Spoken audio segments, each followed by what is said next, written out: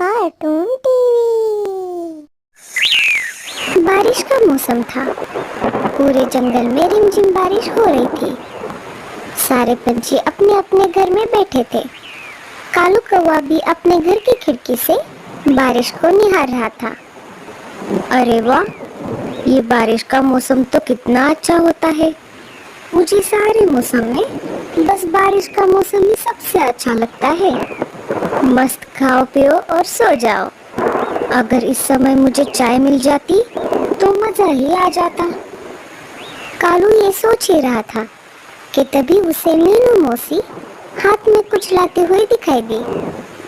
अरे, ये मीनू मौसी क्या ला रही है?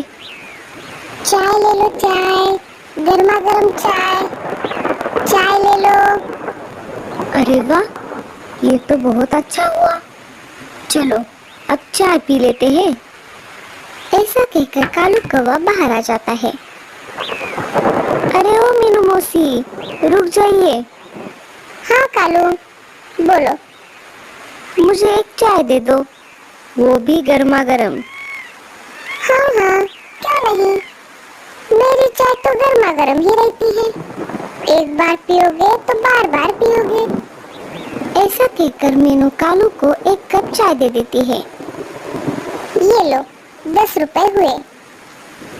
अच्छा ये लो। मीनू मौसी वहाँ से निकल जाती है। चाय ले लो, चाय, गर्मा गर्म चाय। कालू कौवा चाय पीने लगता है। अरे ये क्या है? इस चाय से तो मेरे मुंह का पूरा स्वाद ही बदल गया।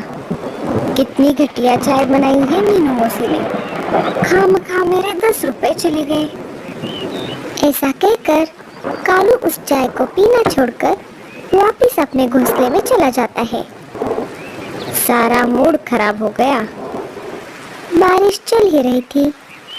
मीनू मौसी भीगते हुए पूरे जंगल में चाय लेकर घूमती रही और बहुत सारे पंछियों को अपनी चाय बेची। आज मीनू मौसी का तो बहुत अच्छा मुनाफा हो गया। वो घर लौट आई। उन्होंने खूब परिश्रम जो किया था। चलो, आज तो बहुत अच्छा खासा मुनाफा हो गया। अगर और चाय होती तो और ज्यादा मुनाफा हो जाता। मीनू मौसी मन ही मन सोचने लगी। उन्हें अब पैसों का लालच जो आ गया था। तभी उनके मन में एक तरकीब आ जाती है। क्यों ना मैं मेरे चाय में और पानी मिलाऊं और चाय की पत्ती भी दोबारा इस्तेमाल करूंगी। इससे मेरा मुनाफा और बढ़ जाएगा।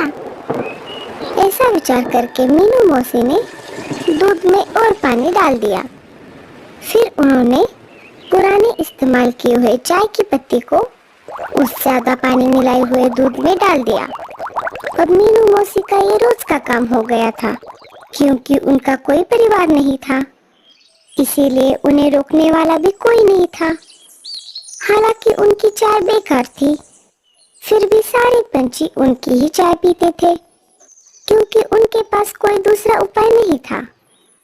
सारे जंगल में सिर्फ मीनू मौसी का ही चाय का ठेला था और अकेले रहने की वजह से जंगल का कोई भी पक्षी उन्हें कुछ नहीं कहता था। जैसे ही दिन गुजरते गए वैसे वैसे मीनू मौसी का लालच बढ़ता ही गया। वो दूध में और ज्यादा पानी मिलाकर चाय बेचने लगी। सबको पता था ये चाय सेहत के लिए अच्छी नहीं है। अब बहुत सारे पंछी चाय पीने से मना करने लगे। एक दिन मीनू मौसी कालू कौवे के पास आ जाती है। चाय ले लो, चाय, गर्मा गर्म चाय। कालू कुछ काम के लिए बाहर जा रहा था। मीनू मौसी कालू कौवे को चाय देने लगी। तब कालू ने कहा, मैंने अभी अभी चाय पी है। अभी मेरा चाय पीने का बिल्कुल भी मन नहीं है। कालू के ऐसा कहने के बाद भी मीनू मौसी कालू कौवे को जबरदस्ती चाय देने लगती है। तब लाडो चिड़िया वहाँ पर आ जाती है। वो दोनों की बातें सुनती है। क्या हुआ? क्या बात है? अरे लाडो, आओ आओ, ये लो, गर्मा गर्म चाय पी लो। मीनू मौसी लाडो चिड़िया को चाय का कप देते हुए बोली, देखो ना लाडो, कालू कौवा मेरी चाय पीने के लिए मना कर रहा है। मैं कब से इसे पीने के लिए कह रही हूँ, तुम मेरी चाय तो पीकर देखो, क्या मेरी चाय इतनी खराब है? अरे नहीं नहीं मीनू मौसी, ऐसी बात नहीं है। लाओ, मैं चाय पी लेती हूँ। अगर उसे चाय नहीं पीनी तो उसकी मर्जी है, आप उसे ऐसी जबरदस्ती नहीं कर सकती। हर पंछी को अपने मन से रहने की और खाने पीने की पूरी आजादी होती है। हाँ हाँ, बस बस, तुम तो कालू कौवे की ही साइड लोगी। लाओ, मेरे 10 रुपए दे दो। लाडो उसे चाय के पैसे दे देती है और मीनू मौसी वहाँ से चली जाती है। आज तो तुमने मुझे उसकी चाय से बचा लिया लाडो। अरे क्या हुआ कालू भैया, ऐसा क्या है उस चाय में? छे, ये भी कोई चाय है? इससे अच्छा तो मैं जहर पी लूं। ऐसा कहकर कालू कौवा चाय के कप को लात मार देता है। वैसे ही चाय का कप नीचे गिर जाता है। ऐसा नहीं करते कालू भैया, कुछ भी क्यों ना हो, ऐसे हमें खाने पीने की चीजों का अपमान नहीं करना चाहिए, ये गलत बात है। ऐसा कहकर लाडो नीचे गिरे हुए कप में से बची हुई चाय पी लेती है। जैसे ही लाडो चाय पी लेती है, उसे कालू कौवे के बातों पर विश्वास हो जाता है। अगले दिन कालू कौवे के दिमाग में एक आइडिया आ जाता है। वो उड़ते उड़ते लाडो के घर आ जाता है। अरे कालू भैया, क्या हुआ? आप इतनी जल्दी में क्यों आए हो? क्या बात है? अरे लाडो, मेरे दिमाग में एक आइडिया है। हाँ कालू भैया, बोलिए। क्यों ना हम चाय का एक ठेला शुरू करें। उस ठेले का नाम हम लाडो की चाय रखेंगे। मीनू मौसी की चाय से जो लोग तंग आ गए हैं, वो हमारे पास आएंगे और हमारी चाय पिएंगे। इससे हम लोगों को बीमार होने से भी बचा पाएंगे लाडो। वो सब तो ठीक है, लेकिन मेरे पास तो इतने सारे पैसे नहीं है। तुम इसकी चिंता मत करो लाडो, मैं सब देख लूंगा। ठीक है, तो चलो, मैं काम शुरू कर देता हूँ। इधर कालू कौवे ने अपनी मेहनत से चाय बनाने का सारा सामान जुटा लिया। देखते ही देखते कालू कौवे ने चाय का ठेला लगा दिया। अगले ही दिन से कालू कौवा और लाडो चिड़िया का चाय का ठेला शुरू हो गया।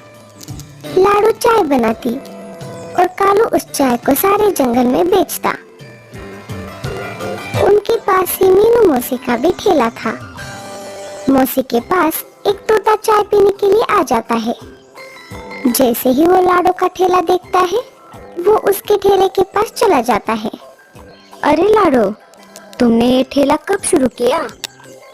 बस आज सुबह ही मैंने और कालू ने मिलकर ये ठेला शुरू किया है।